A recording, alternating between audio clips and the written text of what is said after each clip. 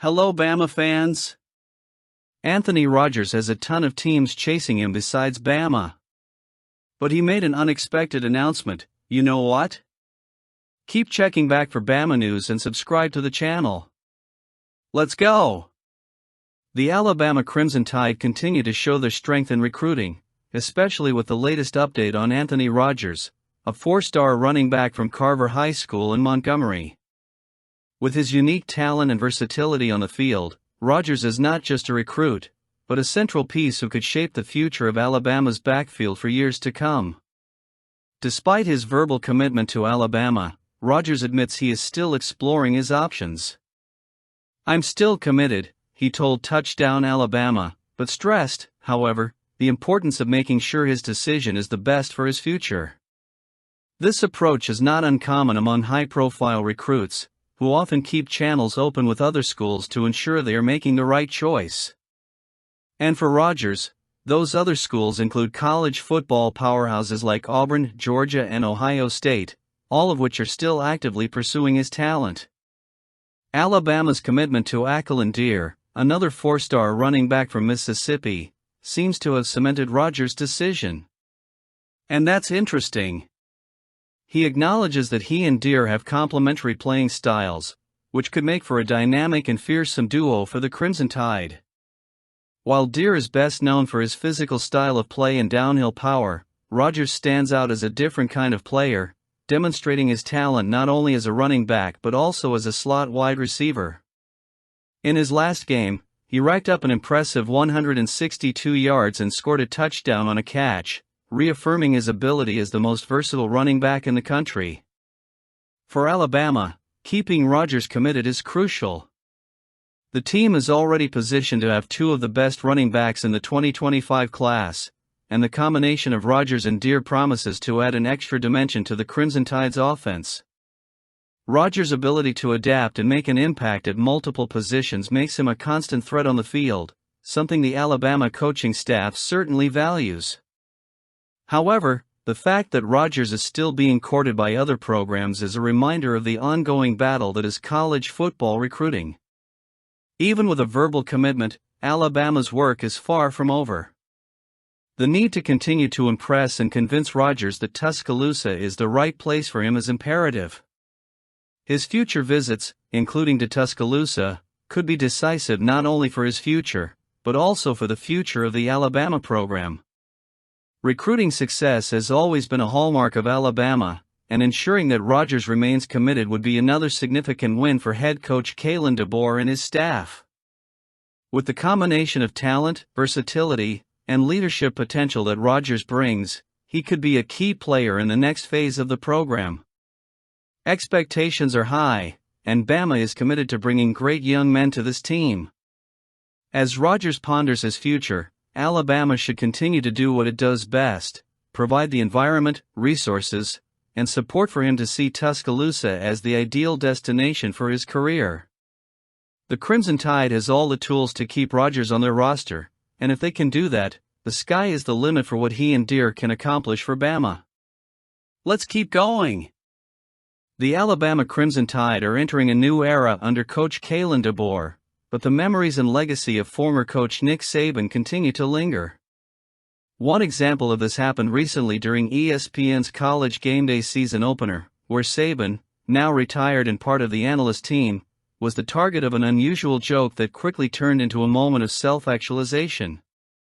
During the broadcast, a sign held up by an Alabama fan on College Gameday caught the attention of not only the analyst panel, but also Saban's wife, Miss Terry.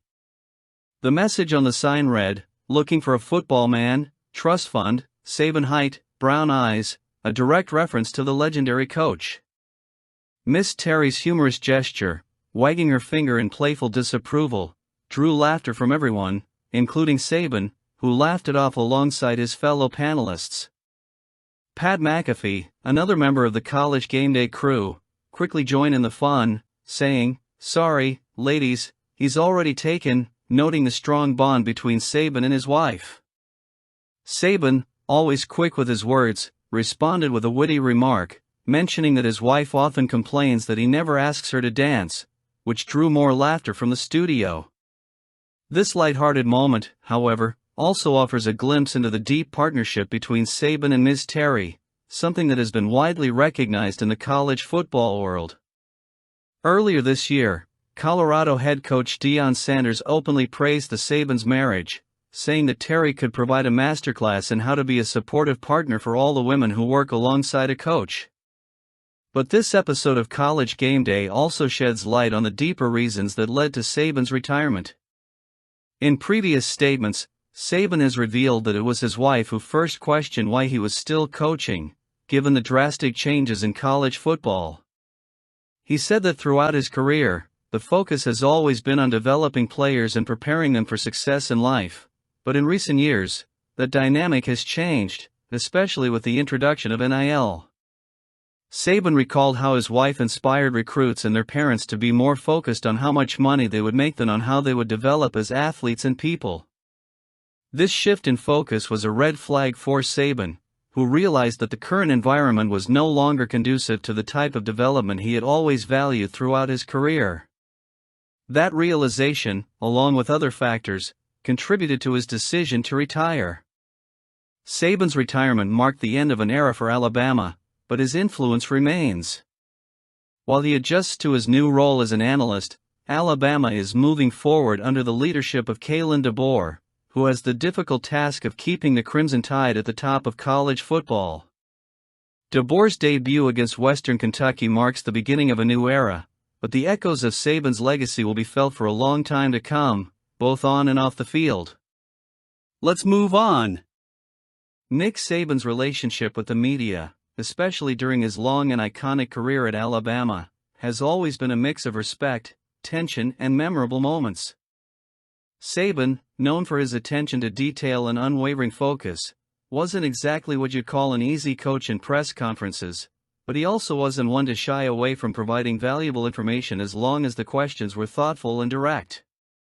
In Saban's early years in Tuscaloosa, he seemed determined to establish clear rules about how he wanted to deal with the media. This resulted in some answers that could be construed as abrupt or controversial, especially when it came to hypothetical or comparative questions, two types of questioning he famously despised. These moments have become part of Saban lore, with his famous aversion to hypothetical questions, though it's clear that, like any great coach, he always considered all the what-ifs in preparation for games. One of Saban's most iconic moments with the media came in 2017, after a narrow win over Texas A&M. That's when he coined the phrase rat poison to describe the media's inordinate attention to how good Alabama was. "I'm trying to get our players to listen to me instead of you," he said at the press conference, referring to the reports and praise that he felt could distract from his team. When he concluded with rat poison, the room erupted in laughter, including Saban himself, showing that he understood the gravity but also the irony of the situation. Interestingly, and perhaps ironically, the 2017 team went on to win the national championship, with Tua Tagovailoa's famous pass to Devonta Smith a reminder that, despite all the criticism, Saban knew exactly what he was doing. Saban has always been a master at controlling the narrative. He had a unique way of turning seemingly innocent questions into opportunities to reinforce his message to players and the public. On one occasion, when asked about speculation about the team, he responded with the classic, "I don't have a crystal ball." The answer became so iconic that during the BCS era, when the national championship trophy was a crystal ball, reporters joked that Saban did, in fact, have multiple crystal balls. Another example was when he used the Coca-Cola bottle on his lectern to illustrate a point, telling reporters to ask the bottle if they wanted more answers, since he had told them everything he knew. Saban's respect for the press also went both ways. While there were clearly some reporters he didn't particularly like, he always respected those who brought thoughtful, challenging questions. For many reporters covering Alabama, asking Saban a question required careful preparation, ensuring there were no loopholes he could use to deflect the answer. One notable example was before the infamous 2010 loss to South Carolina. When asked a question about trap games, Saban interrupted, challenging the reporter to explain what that meant, showing that he was always alert to any possibility of controlling the narrative. Even in his final season, Sabin maintained the same level of complex interaction with the press. Before the season started, when asked about the quarterback competition, he responded evasively and, noticing the reporter's curious look, joked, "You're looking at me weird. Wasn't that your answer?" This resulted in mutual laughter, a reminder that despite his seriousness, Sabin knew how to create light-hearted moments. These moments of laughter and tension are what made Sabin's relationship with the press so fascinating. He wasn't a coach who shied away from tough questions, but he also had no patience for questions he considered pointless or poorly worded. For reporters, covering Sabin was both a challenge and an honor, and his ability to control the narrative while also providing valuable insight is something few coaches can match. Now that Sabin has retired and is taking on a new role as an analyst on College Game Day, the impact of his relationship with the media will continue to be studied and remembered. Let's hope for great things from Coach DeBoer, just as they were with Nick Saban. With fall camp finally complete, the Alabama Crimson Tide are poised to kick off their highly anticipated 2024 season. Now, with just a few days remaining until their matchup against the Western Kentucky Hilltoppers, all eyes turn to the starting lineup and the key positions that are still up for grabs. While Alabama's depth chart will never be set in stone, as was evident in the historic 2018 national championship win over Georgia, the first starters of the season need to be determined, and that decision could have a significant impact on the start of the campaign. The focus of discussion naturally falls on the quarterback position, where Jalen Milroe appears to be the clear choice to lead the Crimson Tide offense. Milroe, who has shown exceptional skills throughout camp, has the opportunity to elevate his game even further under the tutelage of head coach Kalen DeBoer and offensive coordinator Nick Sheridan. While Ty Simpson is a reliable option should something happen to Milroe, the latter is expected to lead the team with a solid starting position. Alabama's depth is evident, with Austin Mack and Dylan Lonergan rounding out the quarterback room, ready for any eventuality. How do you think these guys will play?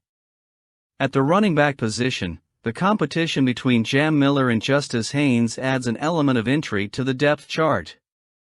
Both players have the ability to impact the game in different ways, and the decision on who will start could come down to the finer details during the final practices.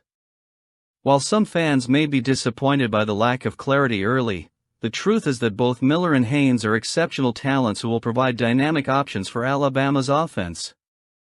With promising youngsters like Richard Young and Daniel Hill waiting in the wings, depth at the position is a luxury few programs have. The tight end position also promises to be more involved in the offensive scheme under Kalen DeBoer. Maryland transfer C.J. Dipree should lead the group, bringing a solid target presence to the offense. With Josh Cuevas and Robbie Outs vying for the backup role, Alabama appears well equipped to explore multiple tight end formations and sets, something DeBoer successfully utilized in Washington. Efficient use of these players could be a key differentiator in the team's success this season. In the wide receiver core, Kendrick Law emerges as a versatile player who should be used in multiple positions on the field, including the slot, wide receiver, and even in the backfield. Ryan Williams, a young prospect who only joined in May, has impressed in practice and could quickly establish himself as a force on offense.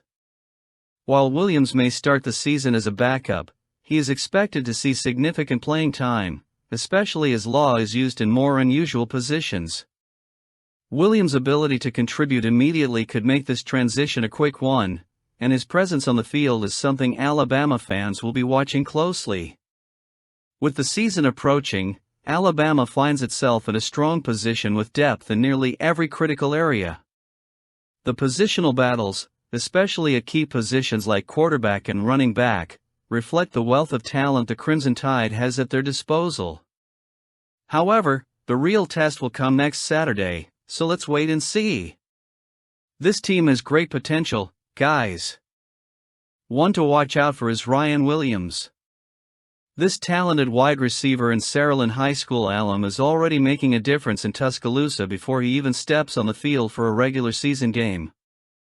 Williams, who joined Alabama as a five-star recruit, was one of DeBoer's first big recruiting acquisitions, and he hasn't disappointed since.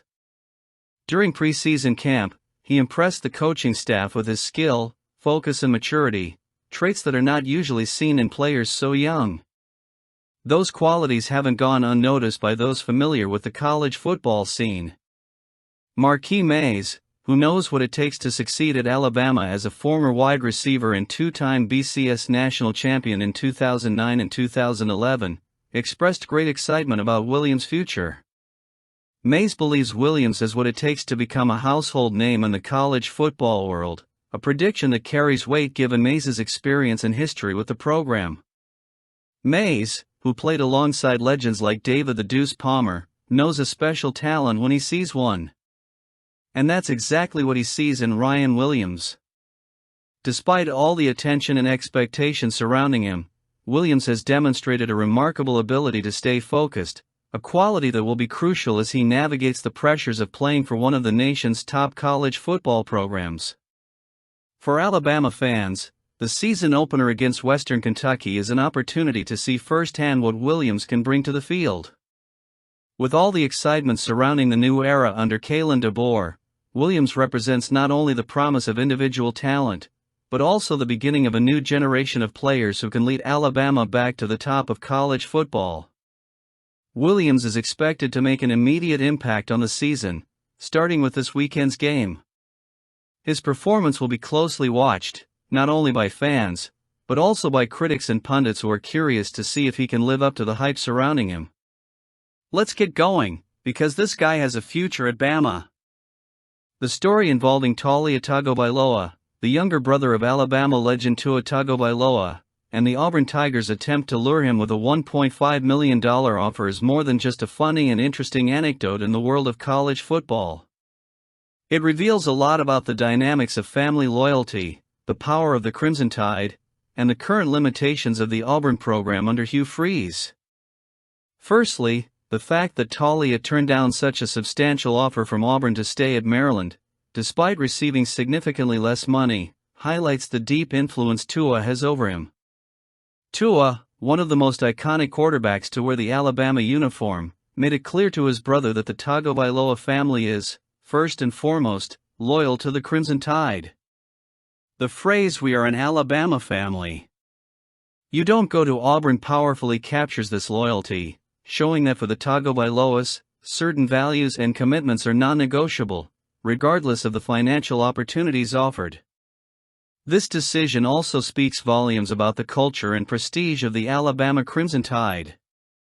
Under the leadership of Nick Saban, and now Kalen DeBoer, the program has built an identity that transcends the field, shaping a strong connection with its players and their families.